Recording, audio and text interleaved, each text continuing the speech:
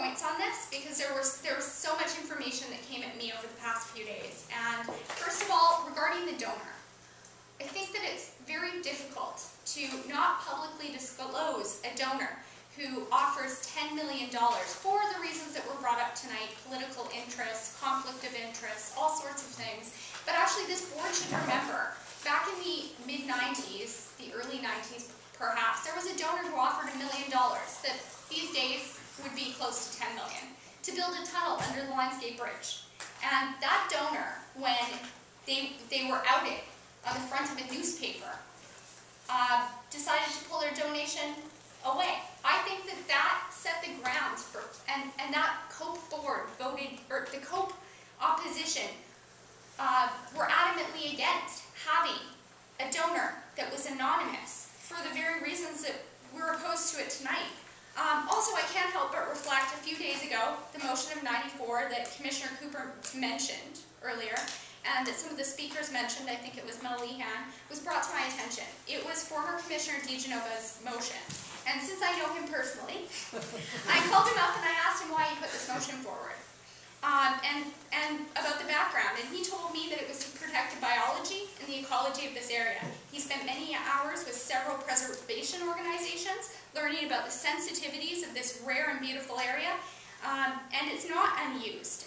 It's very well used now as it was then, in its state as a shoreline. And, you know, I considered putting forward an amendment tonight for an environmental study and answers, which would cost staff a lot of time, just as it has tonight. And I understand that all of this was considered back in '94. We don't need to reinvent the wheel. And, you know, my colleagues, we spoke a little bit earlier tonight, you seem to think a lot's changed since '94. I would bet that an environmental study would suggest not a lot has changed since '94. Also, apparently, the last board didn't move forward with the seawall because of repatriation rights.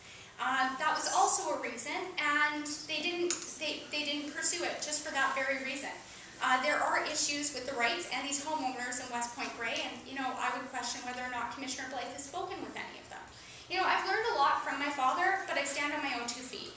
And I'm my own person, but at the same time, you know, I don't quote him very often, but tonight I will. And he ultimately said, when I asked him why he put forward this motion, that it was to protect the marine biology and ecology for our children and their children. Tonight I will respect this motion, and I will follow in his footsteps, and I will stand up for the Greenest City Action Plan because the Vision Commissioners won't. And clearly, you know, I will protect what my father has protected for me and for my future children and for their children. And I very much thank Commissioner Blythe for bringing forward this new idea. And, you know, some ideas work and some don't.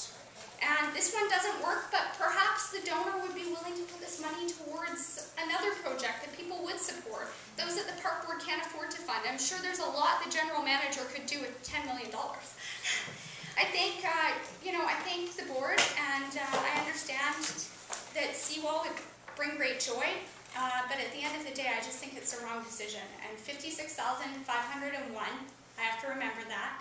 People elected me to advocate, protect, and preserve for our parks, including beaches and shorelines. And I'm not going to support this motion so that I can go to sleep tonight with a clear conscience and not feel that I let those people down.